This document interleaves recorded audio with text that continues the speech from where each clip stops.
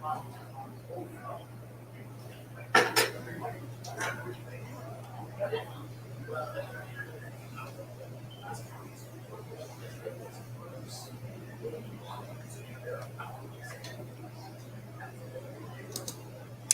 folks, thank you so much for joining me here. We are going live to LMPD Metro Safe, and they are telling us and giving us an update on their crisis call diversion program. This is where Louisville Metro Police, Metro Safe Dispatch, in cases of non-emergency situations, social workers are sent out to help respond to situations where officers may not be needed. So they're expanding this program, and we're supposed to be learning more about what they're going to be doing. So they're getting started. I'm going to pop it up just so we don't miss anything.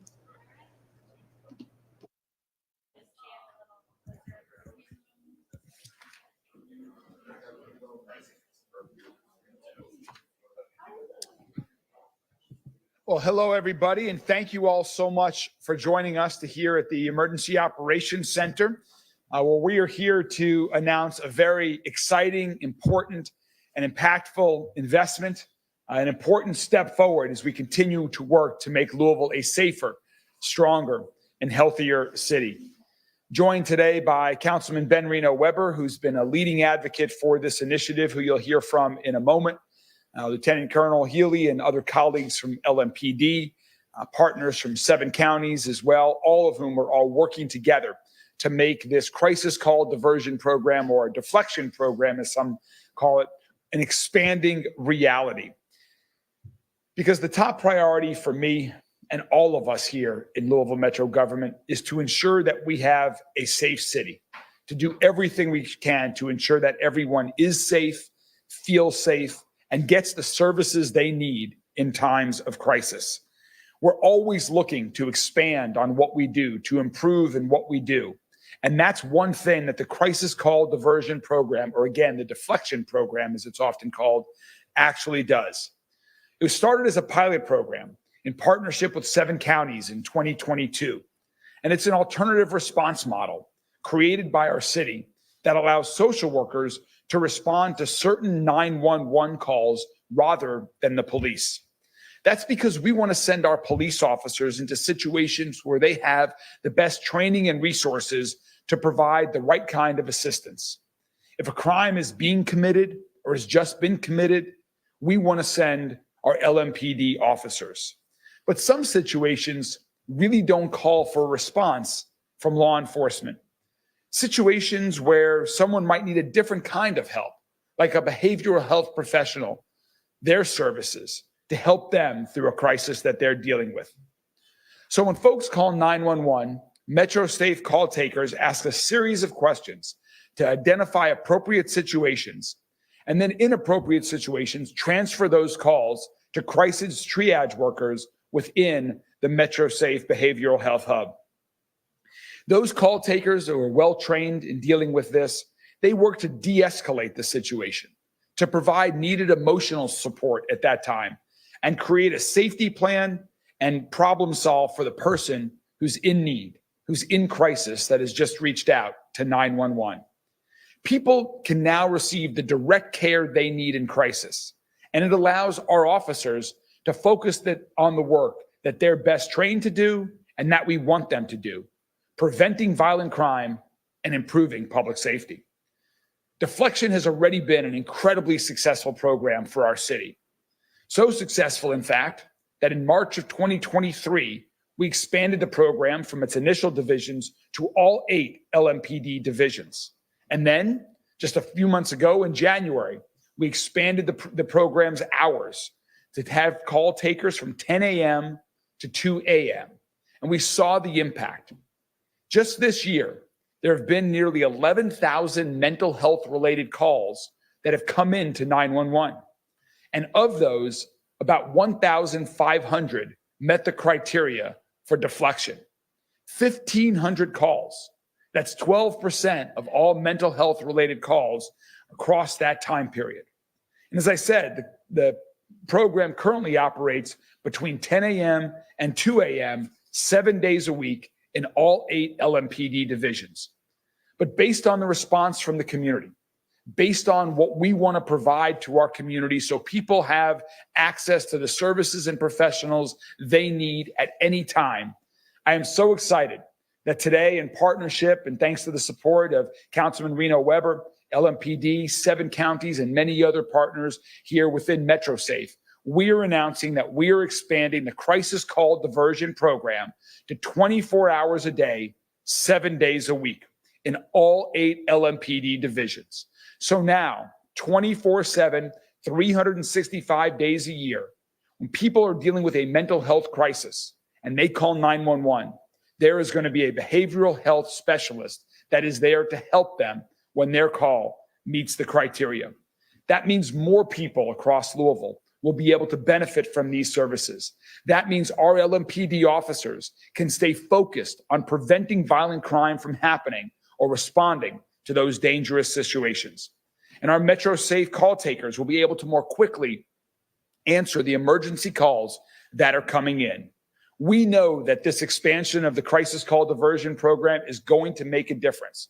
We know that this deflection program will help get individuals in need the mental health services they need in real time. So now I'd like to introduce one of our great partners, Nicole Weissman.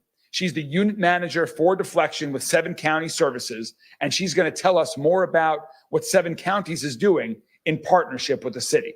Nicole? Good morning. At 7 County Services, we are honored to give the opportunity to expand our deflection program to serve more individuals experiencing a mental health or substance use crisis. One of our goals since the program began was to provide this service at any time of the day or night, and as of July 1st, we'll be able to do just that.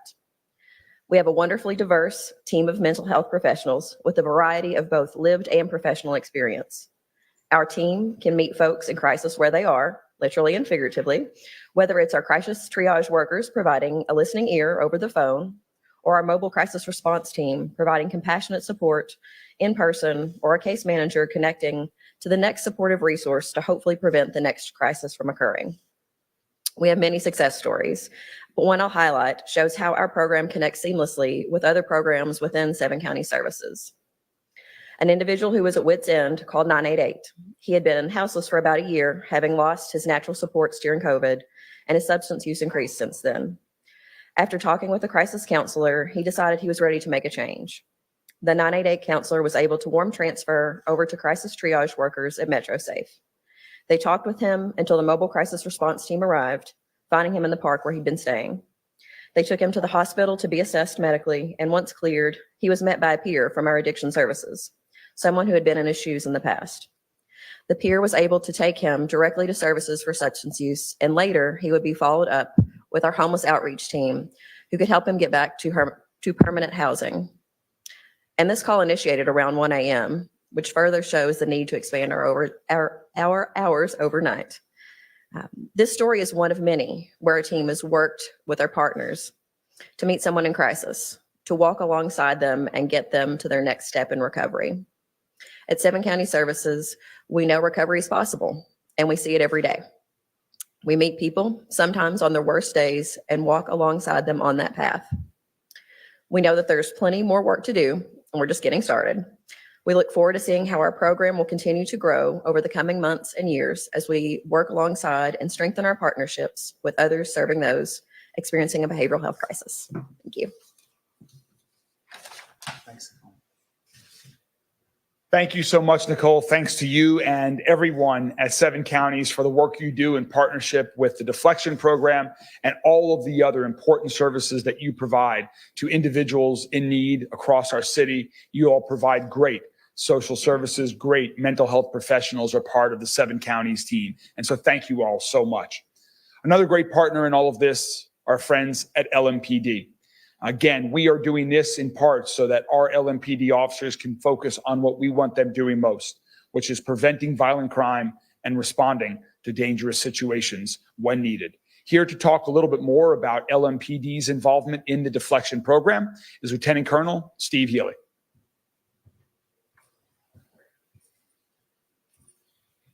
Thank you, everyone, for coming.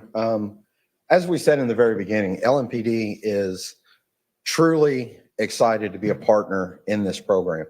As some of the numbers that the mayor mentioned earlier, there's several aspects that help this entire community with this program. When you talk about the run volume that it takes away from LMPD, so our officers can respond to violent crime, actively patrol the neighborhoods. We've heard the complaints about, response times to accidents, taking reports and things like that. So that also helps do this. Our commitment is to public safety. And when we talk about public safety, we want everyone to feel safe, the entire community. And sometimes that means that we have a run that may come in, and we want to ensure that the best resources are dispatched to that call for service. And sometimes that response is not an individual with a badge and a gun. Sometimes that needs to be someone who's experienced in mental health, because mental health and mental health crisis is very real in our community. And that's something that we need to recognize and provide the appropriate services to those individuals. So once again, LMPD is 100% on board with this program.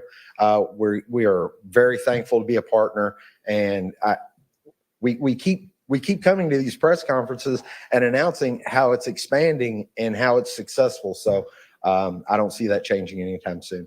Thank you. Thank you so much. And finally, I'd like to introduce a great partner.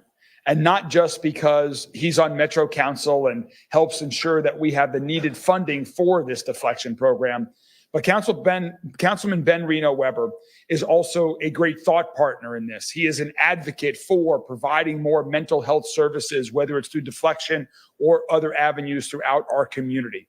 He constantly is pushing for our administration to do more. We appreciate the partnership. We appreciate his ideas. We are working to get all of this and more reimbursed by Medicaid, and he will continue to be a strong partner of ours with this program and many others that are working to support our community and keep our community safe. Ladies and gentlemen, Councilman Ben Reno Weber. Thank you. I really want to express the gratitude of Metro Council, many of my colleagues, for the people who are actually implementing this work, and for this administration for really pushing a public health approach to some of our city's most pressing issues. We know that when we center the most vulnerable in how we engage, we get much better results from a moral perspective, from a human perspective. And this program is one of several where we also get much better results from a financial perspective. And those are the sorts of investments that we are so grateful that this administration continues to make and expand.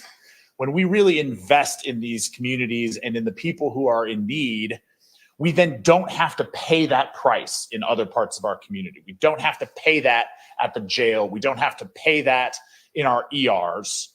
So this is exactly the kind of program that we are glad to see that we are piloting, testing, and when we see that it works, we're expanding. And I'm just grateful to be able to leverage some of the bully pulpit that we have as Metro Council people and also our budget powers to really invest in this. So thank you so much for your partnership. Glad to be a part of it and excited to see this program continue to grow. Thank you so much, Councilman Reno Weber. Again, this expansion begins on July 1st. So just in a few days is when the 24/7 time frame begins for the deflection program. We will continue to work with our partners at 7 counties, at LMPD and Metro Council, to continue to find ways to improve this program. And as Councilman Reno Weber said, look for other ways that we continue to serve the community to support with the behavioral health needs of our community, an issue that is growing in our community that we need to continue to support. So we thank you all for joining us. We're so very excited about this expanded announcement. And with that, we're happy to take any questions that you all might have. Question for Nicole or Colonel Healy. These 1,000 or so calls that have been diverted so far, are they happening at a certain time of the day or time of the week? And are they coming from any particular provisions? We can get all those breakdowns for you. We'll get that information out to you. I think you have to look at sometimes when your hours are, I guess, compartmentalized, now we're expanding them. So once we expand them to 24/7, I think then you'll get a much better feel and measurables, because you'll have everything, as opposed to you just have limited. And then, calls that we may take now past those hours may have qualified for deflection, but now that we have the expansion, I think we'll have a better answer for you once we see this expansion. And up to close out, you've been. Oh, sorry. I can speak a little to that.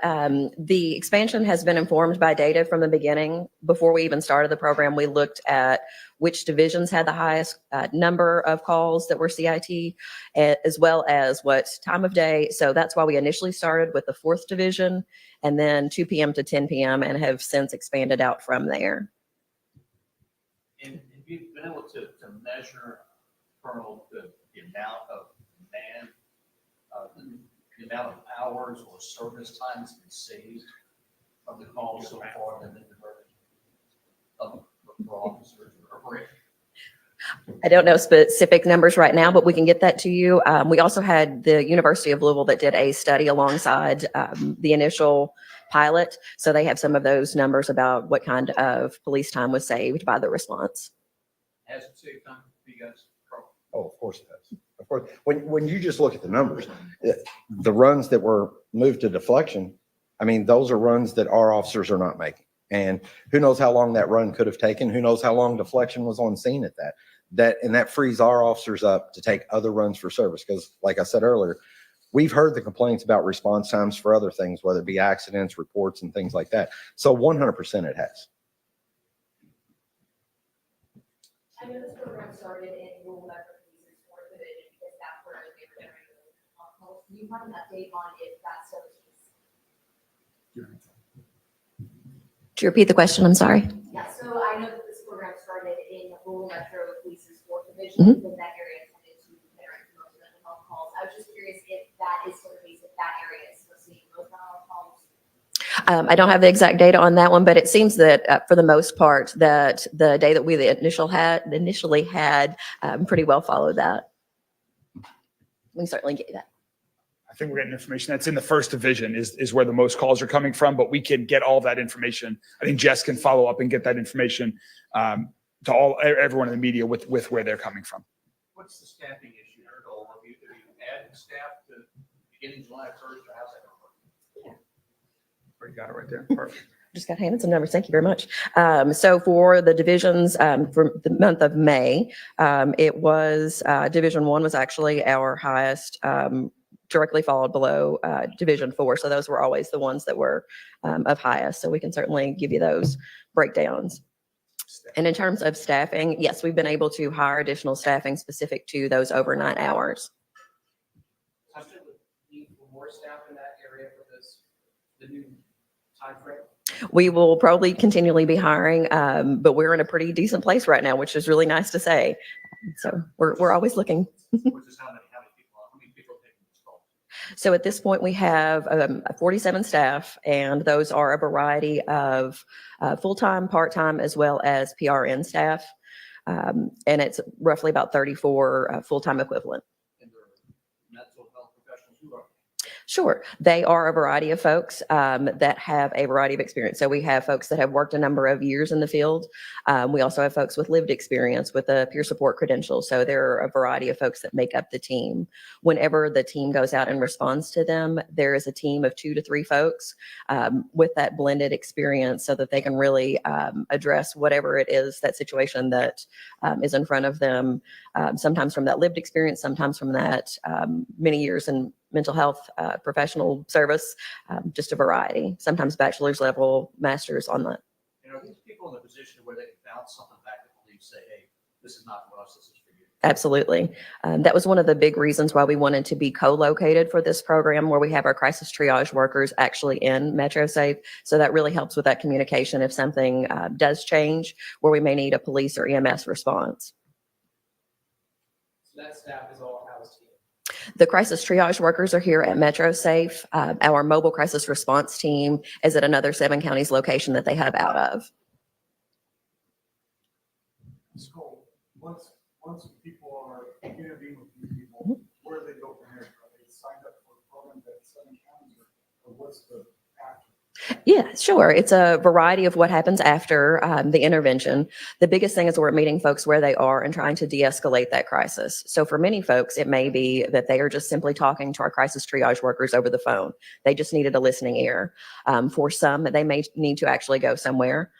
With us having a variety of resources within 7 counties, as well as those throughout the community, we're able to say, hey, these are some options for you for what happens after this moment. We want to meet you where you are right now and get you through this moment, but also make sure you get that next step, whether that they do actually need to go to the hospital, whether they need to get connected with some form of treatment, whether that's outpatient or inpatient. We even work with folks regarding finding their natural support system so that they have more supports around them to help them in their walk through recovery. Is there a most common course of action for your team? Is it just being in an ear or putting somebody in a medical facility? What's the most common? That is a great question because I feel like every day and every situation is very different. It is very broad. For many, it is that listening ear. For many, it is someone just talking to them in person. Some, it is going to a facility. So it varies very broadly. Thank you all very much. Thanks.